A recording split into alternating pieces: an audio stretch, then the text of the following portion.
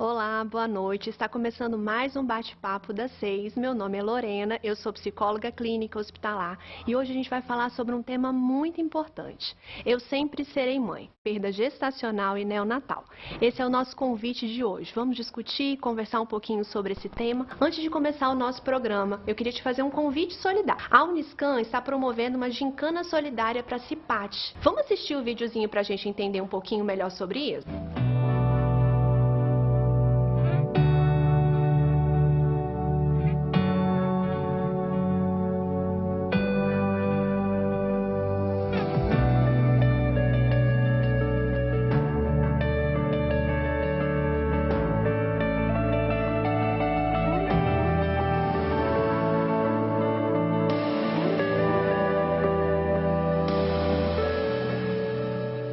Viu que bacana? Vamos apoiar essa campanha? As entregas dos alimentos, os produtos de higiene ou de limpeza vão até o dia 9/6. Não deixa de participar não. Vai lá e escolhe uma equipe. A equipe branca, azul ou vermelha. A sua participação é muito importante. Vamos começar o nosso bate-papo de hoje, meninas? Aqui comigo está a doutora Bárbara de Castro Alves, ginecologista e obstetra. Seja bem-vinda, doutora Bárbara. Obrigada, Lorena. Boa noite a todos. Eu quero dizer que é um prazer estar aqui com você para poder agregar nesse bate-papo que é super bacana. Esse assunto, que é a perda gestacional, que é um assunto, por vezes, um pouco velado, até pela dor, você como psicóloga sabe muito bem sobre isso, né? Essa dor que esse assunto provoca, mas em contrapartida a gente pode agregar e acalentar, né? Orientar e acalentar o coração de algumas pacientes que passaram ou que podem passar por isso. Eu costumo dizer que a informação, a humanização é informação, né? Então eu estou muito satisfeita e quero agradecer o convite. Eu que agradeço por você ter topado participar aqui com a gente hoje. Eu estou muito feliz pela sua presença, né? Aqui também com a gente hoje a enfermeira Simone Cristina Níquel. Seja muito bem-vinda, enfermeira neonatologista. Obrigada, boa noite. É um prazer estar aqui e como a doutora Bárbara falou, né, é um assunto tão delicado, né, que a gente vivencia tanto na nossa área, né, hospitalar, principalmente numa UTI neonatal, né, e às vezes as pessoas não estão preparadas, né, para esse assunto, para abordar essa mãe, essa família. Então é um tema muito importante, não só para as pacientes, né, que passam por este momento, mas para os profissionais também da saúde, né, que estão ali no dia a dia lidando com a perda do neonatal, a perda gestacional, a perda de um filho, né?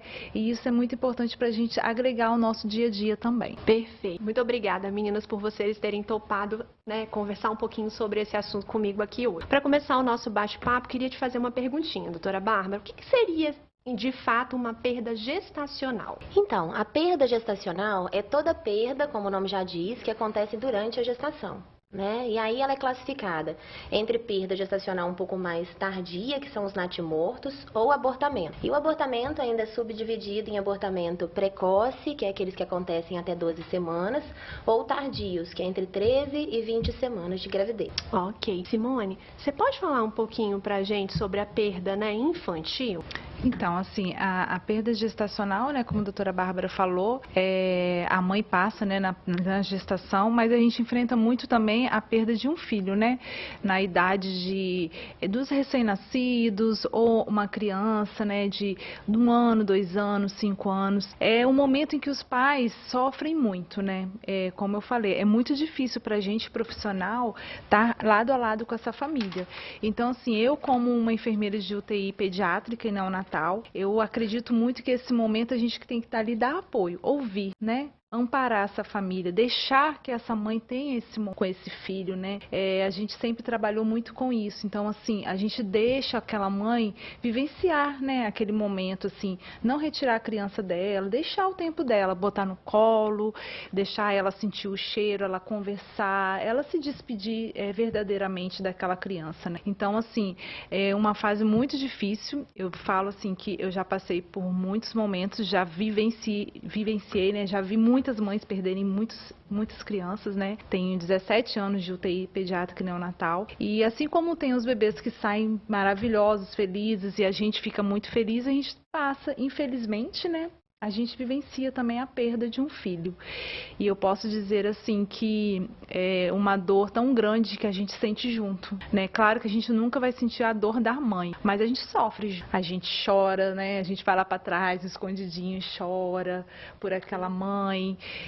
A gente cria vínculo com aquela mãe, né, que perdeu o filho. Ela volta depois para agradecer. Pensa, uma mãe perder um filho e voltar, né, na sua unidade para agradecer tudo que você fez por ela e pelo filho dela. Então, assim, eu acho que eu sempre falo nessa questão, os profissionais precisam se voltar mais para esse lado humanizado. Precisa ver essa mãe, essa família com os olhos verdadeiramente de se fosse meu filho, né? Colocar no lugar dele, do outro.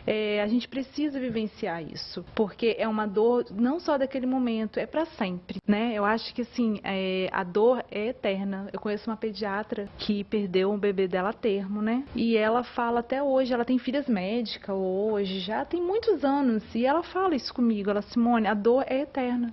Se hoje eu paro para pensar, hoje ele teria o quê? 40 anos? A dor, ela vem da mesma intensidade que foi no dia que aconteceu. Perfeito, você falando, né, eu estava aqui pensando.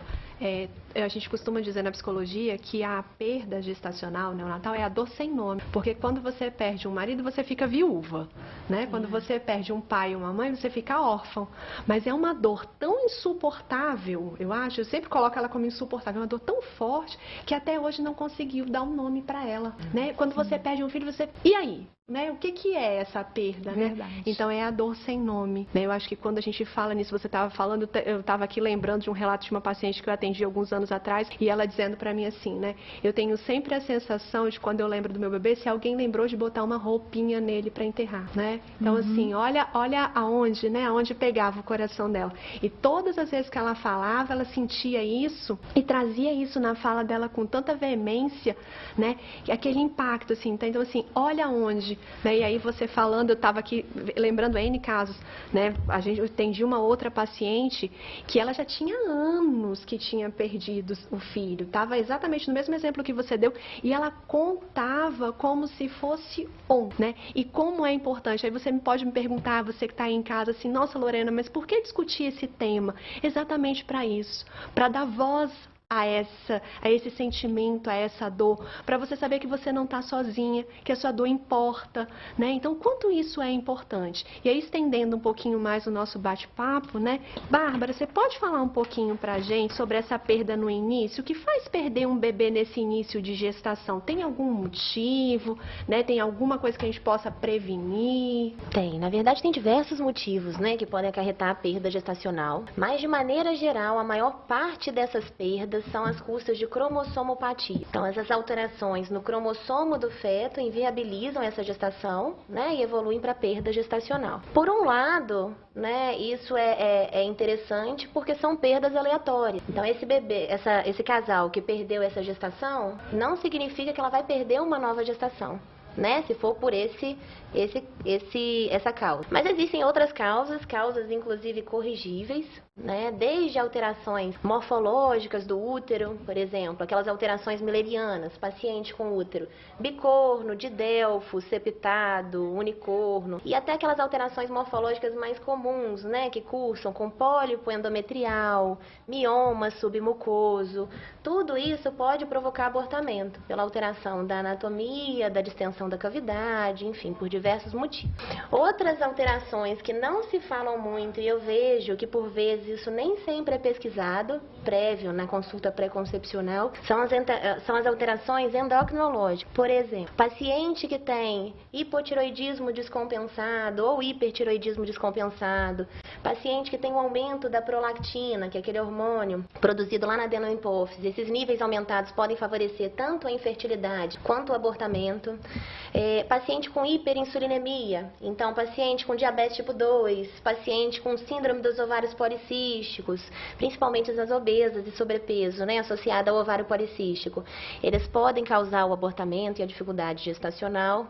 Paciente com trombofilia, que são aquelas doenças, né, hereditárias ou adquiridas que podem causar um estado de hipercoagulabilidade do corpo da mulher, né, provocando algumas tromboses, trombose placentária, trombose do sítio placentário, causando também esses abortamentos e mau estilo de vida, né, paciente que come mal, que é obesa, que bebe, que fuma, que usa algum tipo de droga, também pode ter, estatisticamente, mais abortamento do que o habitual. Tem alguma semana, Bárbara, assim, que tem um risco maior? Existe isso dessa perda? Ou isso varia de paciente para paciente? Você pode esclarecer isso um pouquinho? Depende um pouquinho da condição. Mas, de maneira geral, essas perdas elas acontecem mais no primeiro trimestre. Sabe aquela conversa? Assim, ó, vamos contar só depois dos 3 primeiros meses? Perfeito. É exatamente Acho tão importante isso. você falar isso.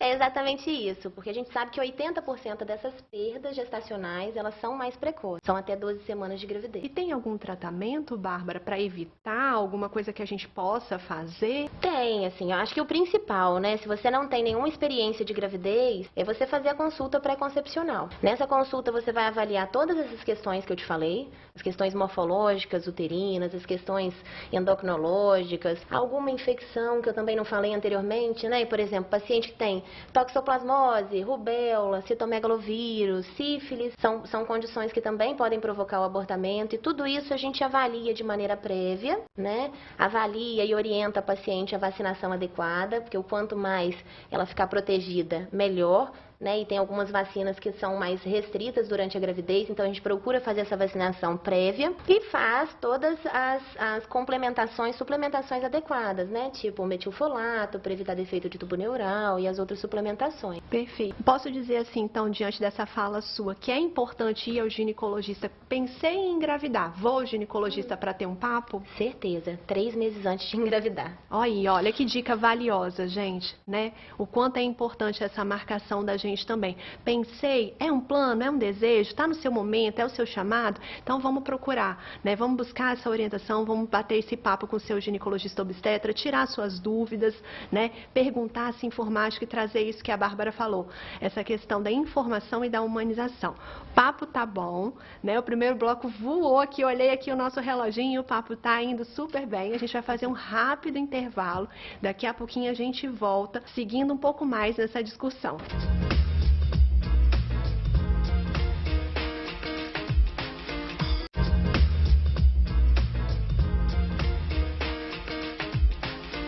Voltamos com o nosso bate-papo da IS. Meu nome é Lorena, sou psicóloga clínica hospitalar. Hoje nós estamos falando um pouquinho sobre Eu Sempre Serei Mãe, perda gestacional e neonatal. Aqui comigo, a enfermeira neonatologista Simona Níquel e a doutora Bárbara de Castro Alves, ginecologista e obstetra. Vamos seguir um pouquinho mais o nosso bate-papo, meninas?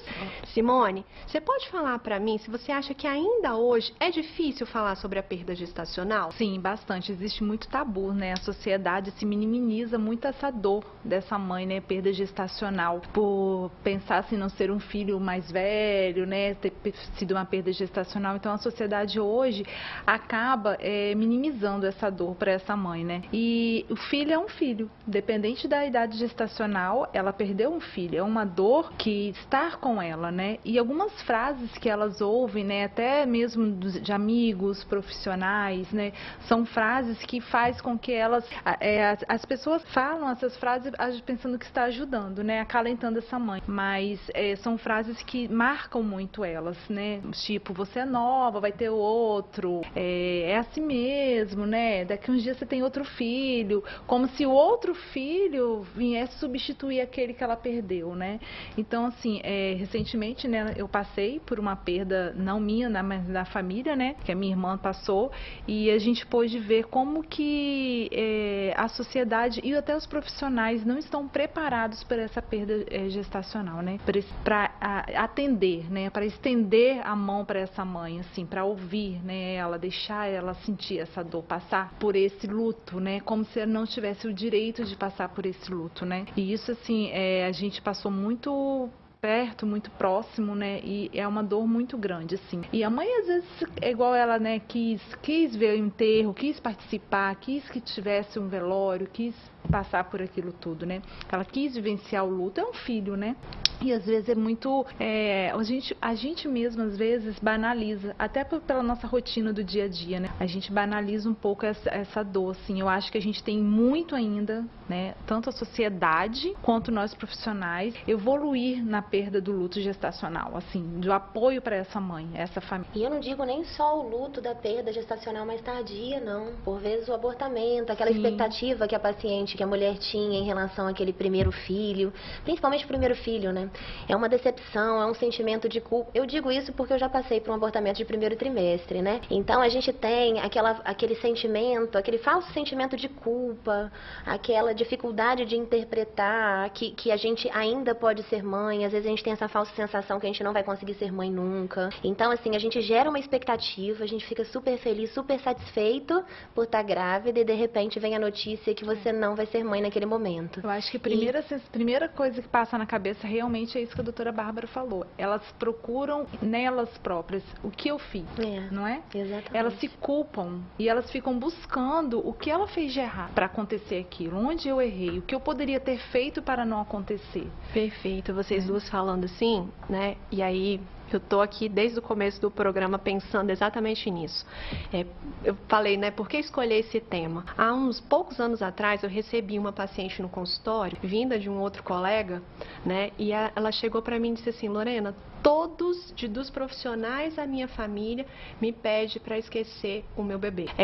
E aí eu falei com ela assim, mas como é que a gente vai pegar 9 meses, porque ela teve uma perda muito próximo do parto, né? Como é que a gente vai pegar os seus 9 meses? A gente vai fazer o que com o seu calendário? Eu brinquei com ela na época, eu cheguei para ela e falei assim, o que a gente vai fazer com o seu calendário? A gente vai excluir maio, junho, julho, agosto, setembro, outubro, novembro, dezembro, janeiro? Eu falei, tudo que você viveu, tudo que você sentiu, né? É comum que as famílias, no sentido de ajudar, a gente não está aqui hoje apontando o dedo, porque essa não é a nossa intenção aqui hoje, de forma nenhuma. A gente quer compartilhar informação, mas é comum que a família chegue e tire tudo do quarto do bebê, as roupas, né? Com a maior boa intenção do mundo, no sentido mesmo de ajudar essa mãe, né? Nossa, ela vai chegar em casa e ela não vai precisar encontrar como se aquilo ali, né, fosse um sofrimento para ela ter que lidar, ter que recolher. Mas o que a gente simbolicamente está dizendo para aquela mãe? Seu bebê não existiu, o seu bebê não tem espaço, né? Por que desse tema eu sempre serei mãe? Porque você sempre vai ser mãe. Se você der o primeiro virou um bebezinho estrela, o segundo é um segundo filho, é uma segunda gestação. Então, como é importante no tempo da mãe, isso que você está falando, né, no tempo do luto dela, ela poder ir ali recolher, sabe, recolher os cacos dela, porque elas falam muito essa palavra, eu estou recolhendo os meus cacos, recolher as suas roupas, né, nomear esse bebê, batizar. É tão comum a família querer, quando o bebê, né, não, já tem um nome, aí o nome não foi usado, dar o mesmo nome para o segundo. O quanto é importante que esse bebê seja batizado. A Lorena, eu não sabia o sexo. Não tem problema, mas eu sempre falo no consultório assim, o que você sentia? Né? Quando a perda logo no comecinho ainda não tinha feito, eu falo assim, mas o que você sentia? Era um menino ou uma menina? Ah, é uma menina. Então dá um nome para ela, sabe? Legal. O quanto que é importante você nomear. Ah, é a Ana, é a Mariana, né? Ah, eu sou mãe da Ana, sabe? Isso é muito importante, dar esse lugar para essa família, sabe? A gente está falando da mulher, mas dá lugar para essa família, para esse pai, porque a gente esquece desse pai também, né? Igual você falou da sua perda, com certeza o seu esposo sentiu, com certeza o seu cunhado sentiu. E eles carregam um peso até maior por ser homem, né? Eu estava lendo antes de vir aqui hoje, eu li exatamente isso, que as pessoas falam assim, como sua esposa lidou com a perda? Né? Assim, ela só que perdeu e ele não perdeu também. E eles demonstram de forma diferente. Não que ele se importa menos ou mais, mas o homem demonstra diferente, até porque ele tem que ser o apoio da esposa, né, naquele momento. Mas não é que ele não está sofrendo, ele tem um momento dele, né? Eu li muito isso, que às vezes acontece até desentendimento entre esposos, né, e a esposa, que eles precisam buscar, né, compreender, conversar aquele momento que eles passaram juntos, né? Ou uma terapia em conjunto, individual, porque a sobrecarga nele, da sociedade, é muito maior, assim, às vezes, porque ele não pode sentir a dor da Perfeito. perda, Quantos né? casos de separação, Bárbara, mesmo, não tem? Exatamente por essas perdas, por não ter tido um momento de diálogo. E se a gente for olhar, muitos dos casos são os pais que enterram esses bebês, esses filhos, sozinhos. São eles que levam, muitas vezes, para fazer uma biópsia, né, Bárbara? Sim. Então, assim, como que isso, né, tem essa representatividade e a gente acaba trazendo pouco, né, esse lugar desse pai. Então, quando a gente fala nesses assuntos, quando a gente fala nesse lugar que a família vem, né, faz essa retirada, né, desses objetos, eu volto a dizer, nosso intuito aqui hoje é abrir um lugar de fala, de espaço, de diálogo para a gente conversar sobre isso. Se você passou por uma perda recente ou já tem muitos anos que passou por essa perda, que vocês conversem. Isso é tão importante, você dizer sobre os seus sentimentos, falar sobre o seu bebê, dar lugar para o seu bebê. E aí, seguindo um pouco, Simone, quais são os principais tabus hoje relacionados a essa perda ainda? Você acha que é esse não lugar de fala? Teria outros? Eu acho que é o medo de engravidar de novo também, né? Eu acho que essa mãe, ela leva esse medo, assim, de tentar engravidar de novo, passar por tudo aquilo novamente. Elas se sentem muito fragilizadas, né? A minha irmã mesmo, quando ela perdeu, né, o José, o nosso José, a primeira coisa que ela me viu, ela falou, não vou engravidar mais. Eu não quero passar por isso, por essa dor novamente. E eu acho que a gente, é o tempo, dá o tempo ao tempo. Naquele momento eu só falei assim, não é hora de você pensar nisso agora, né? Vamos deixar passar o tempo, vamos ver o que Deus vai preparar para você. Não é hora de você tomar nenhuma decisão agora, né? Eu acho que a gente tem que dar esse tempo para ela ir passando e ajustando os sentimentos dela, né, naquele momento ali, para ela ir vendo o que realmente vai acontecer. Mas o medo de engravidar novamente é muito forte. E aí, pegando esse gancho assim, Bárbara, eu vi que você ia falar, mas eu já vou trazer, né? É possível ter outro bebê após o aborto? É possível sim. Na verdade, como eu falei, a maioria dos abortos são aleatórios, né? Então, de maneira geral, esses casais, eles podem ter uma gestação pós-abortamento, né? Óbvio que tem que ser investigado, como eu falei, alguns fatores para entender se é isso mesmo, se é aleatório mesmo ou não. E eu acho muito interessante, realmente, essa família viver um luto, né? Porque a questão casal desalinha, a questão pai e mãe, né? Não só marido e mulher, a sua vivência como mãe, a sua vivência como pai, essas coisas ficam um pouco mais distorcidas, mas ao longo do tempo, administrando bem isso de maneira psicológica, é muito possível que a gente tenha uma nova gestação e que curta essa nova gestação, né? Porque também não adianta a gente engravidar depois de uma perda e pegar a memória da gestação anterior e adicionar a essa gestação que está acontecendo, né? A gente não consegue curtir, não consegue viver o que a gente tem que viver, né? Como mãe, como pai, como casal. Eu acho isso interessante. Algum tratamento, Bárbara, ou vai de caso a caso? Na primeira perda, na maioria das vezes, foi o que eu te falei. A gente avalia, mas já tem de maneira geral bem avaliado, né? No pré-concepcional para as que fazem. A gente avalia as alterações morfológicas, alterações infecciosas, alterações endocrinológicas e vacinais e libera a paciente para engravidar. Perdas de repetição, a gente acrescenta algumas investigações, tipo a trombofilia, por exemplo, né, que é uma causa muito comum de perda de repetição. E pega não só essa parte física para cuidar, como a parte emocional, que para mim é 50-50, sabe?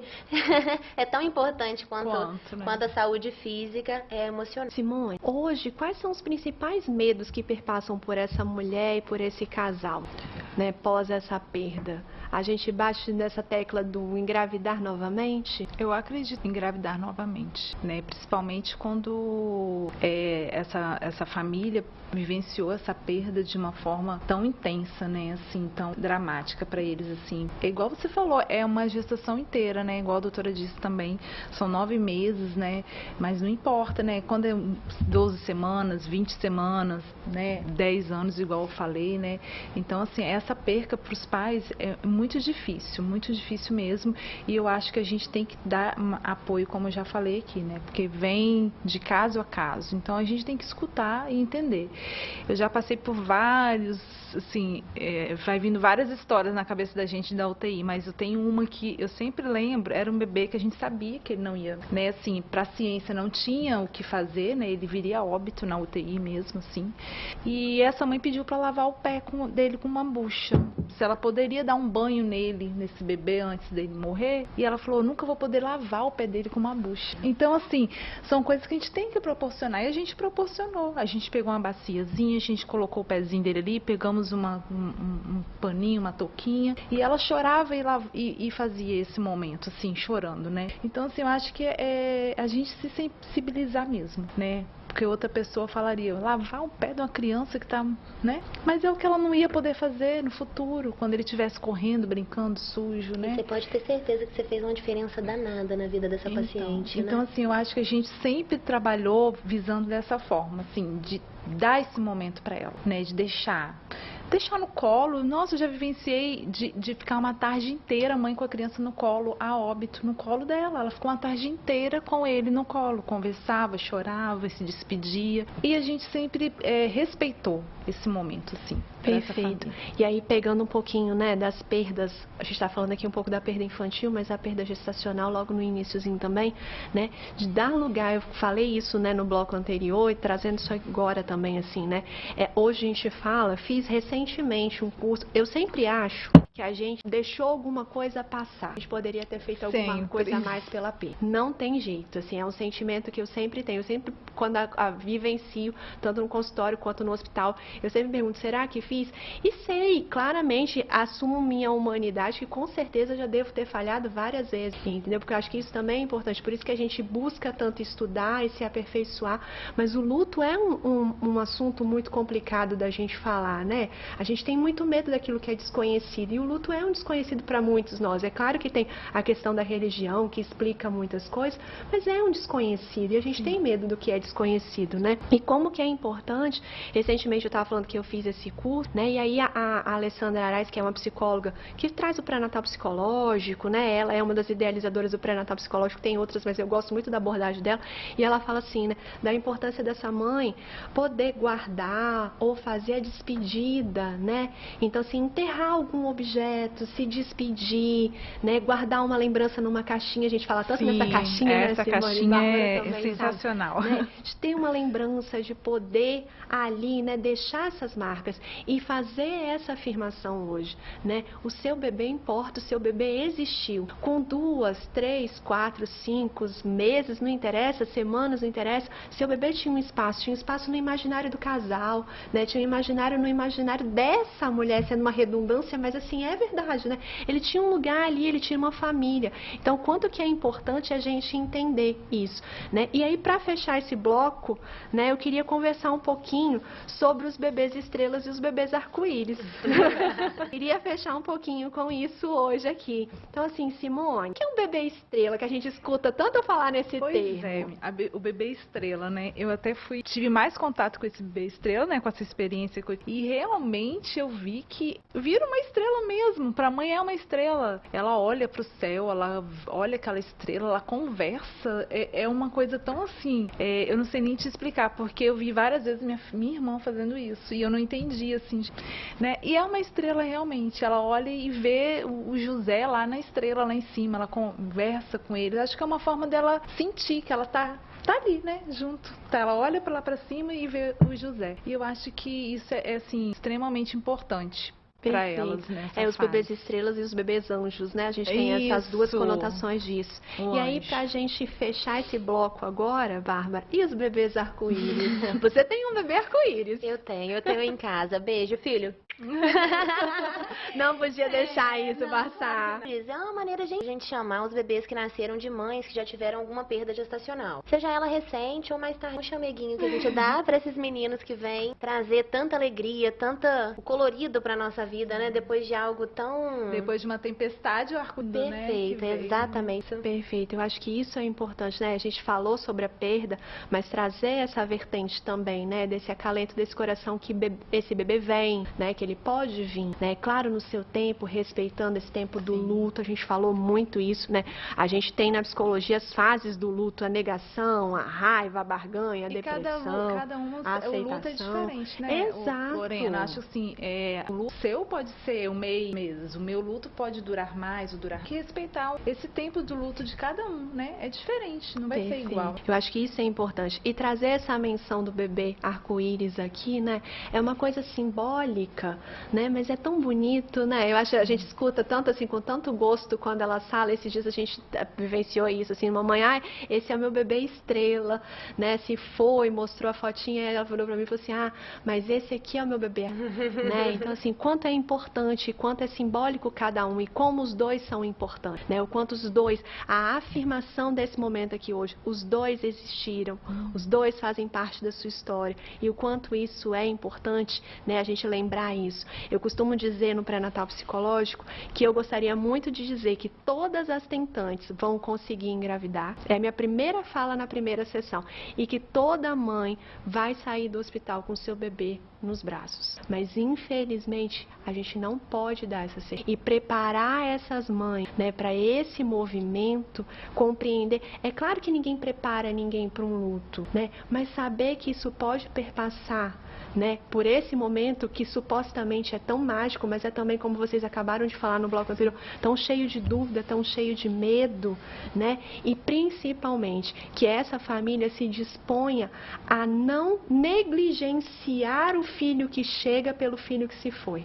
Ele não substitui o filho que se foi, mas ele é uma nova possibilidade de ressignificar a sua vida, o seu casamento. Então, acho que isso também é importante, né?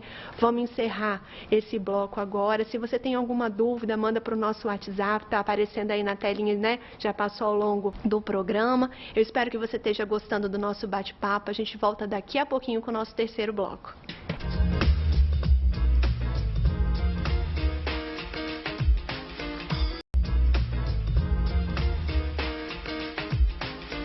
Voltamos com o nosso bate-papo das 6. Meu nome é Lorena, sou psicóloga clínica hospitalar. Hoje aqui comigo a enfermeira neonatologista Simone e a doutora Bárbara de Castro Alves, ginecologista e obstetra. Nós estamos conversando um pouquinho sobre perda gestacional e neonatal. Para começar o nosso bloco, né, nosso terceiro bloco, a gente queria mandar um abraço, né? A gente lê os recadinhos que estão no YouTube para a Leilane e para a Carla, que participou dando depoimento aí. Muito importante a sua participação. Se tiver e quiser mandar um recadinho para a gente, o WhatsApp está aparecendo aí na tela também. Para começar esse terceiro bloco, a gente queria chamar um vídeo que foi enviado por uma telespectadora, repleto de amor e carinho, né, para esse momento e para essa discussão. A Juliane mandou um recadinho para mim e para vocês. Vamos dar uma conferida nesse vídeo agora? Olá, eu sou a Juliane, sou advogada, moro em Vitória, no Espírito Santo, e hoje eu vim dividir um pouco da minha história de vida com vocês. Eu sou mãe de 4 filhos. 2 ficaram, 2 eu tive que devolver para Papai do Céu. Eu sou mãe primeiro da Maria Clara, que tem 16 anos. E Maria Clara sempre quis ter um irmãozinho, uma irmãzinha, desde que eu comecei a namorar com o meu esposo, quando ela tinha 2 anos de idade.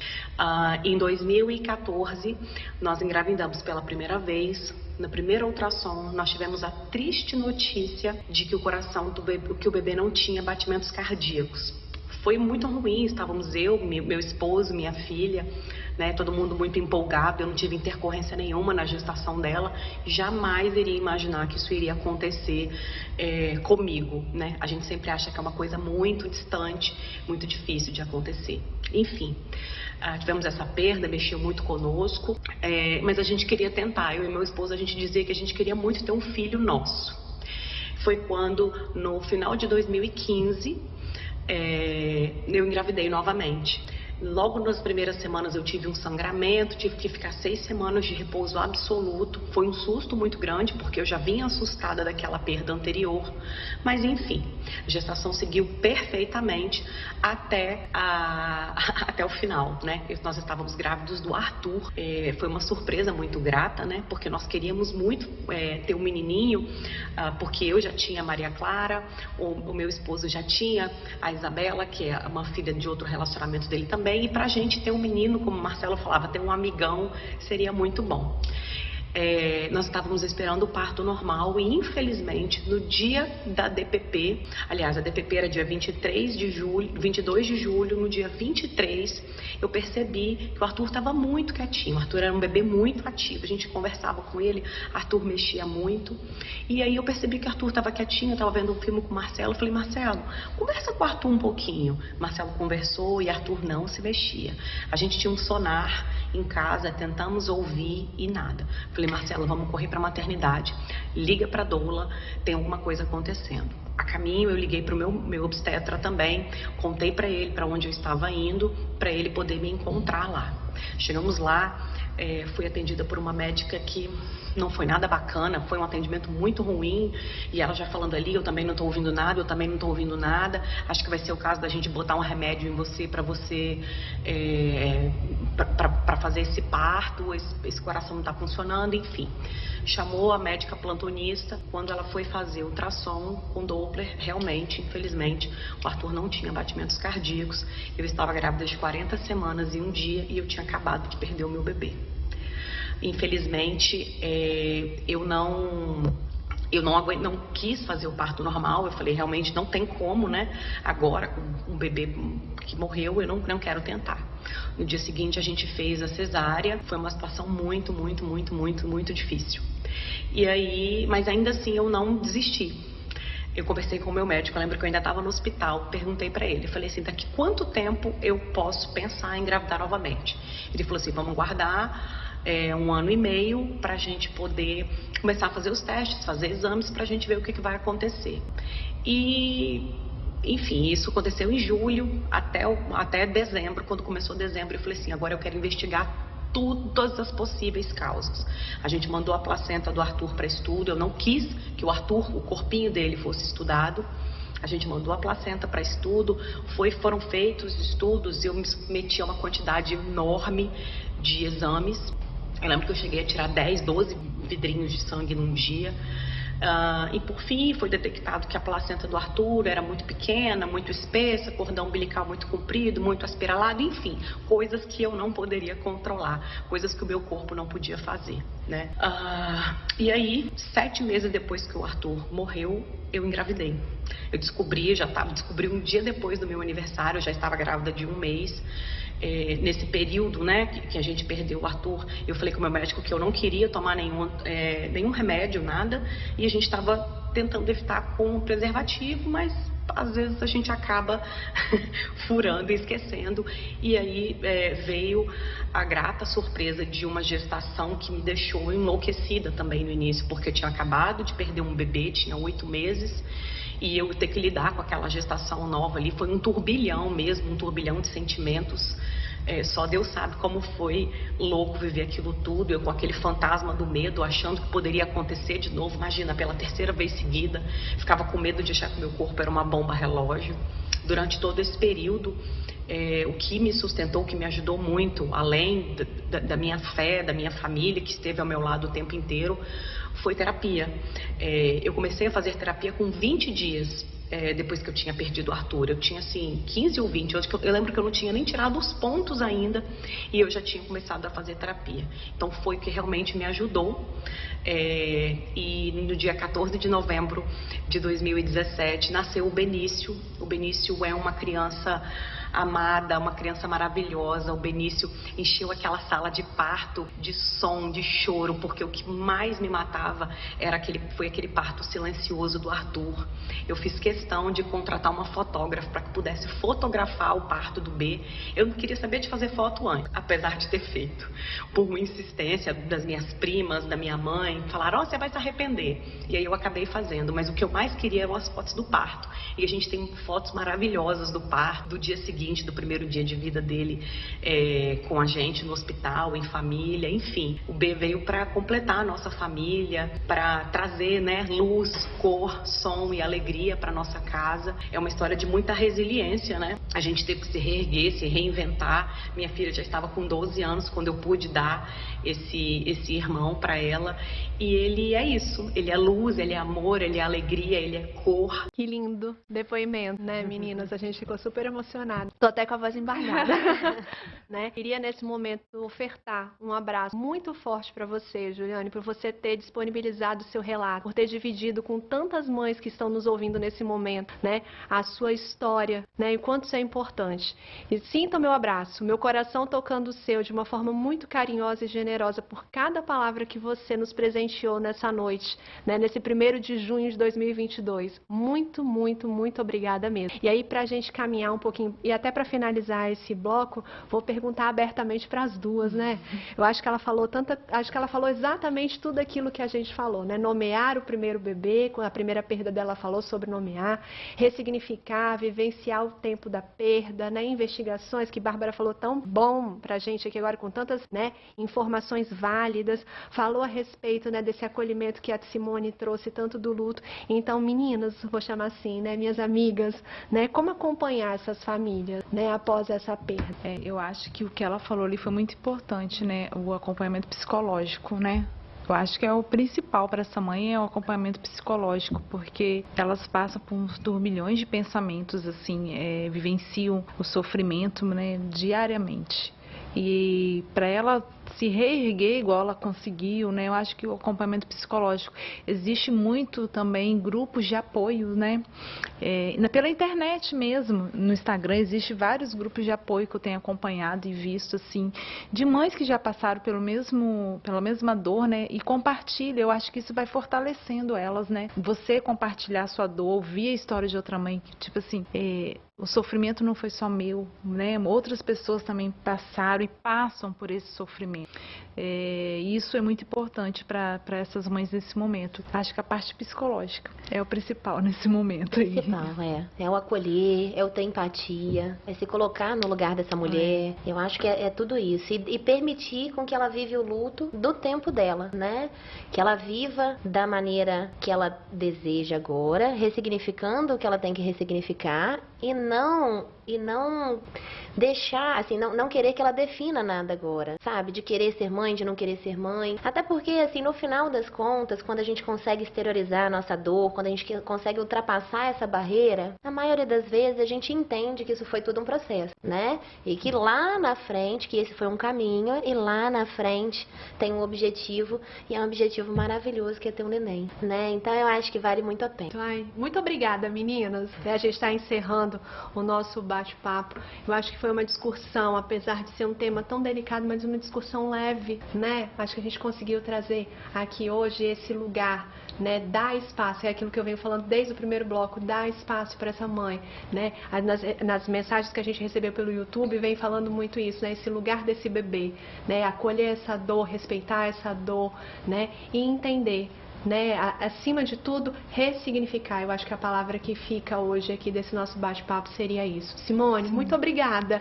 Né, falei assim, Simone, me ajuda a fazer um programa sobre esse tema, porque assim, pra mim é um tema muito importante, você sabe disso. Acho que desde o primeiro dia que a gente se encontrou, eu falei isso pra você. Então, muito obrigada por você ter dividido essa bancada mais uma vez comigo.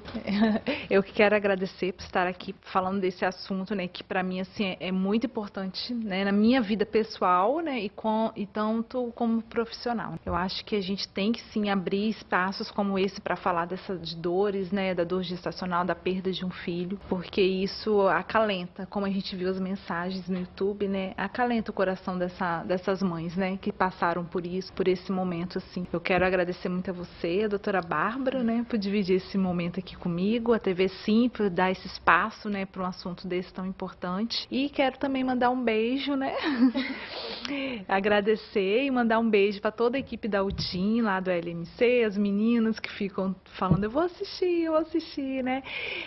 A doutora Rovena, que mandou mensagem para mim lá de Vitória, né? Trabalhou comigo muitos anos, mandou um beijo aqui pra gente, tá assistindo a gente lá.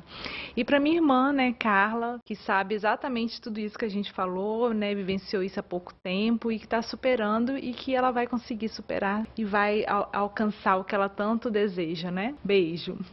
Agradecer você, Bárbara, por ter aceito o convite. Eu externalizei isso no primeiro bloco, minha satisfação, meu carinho. É um profissional que eu admiro muito, ela sabe dessa minha admiração.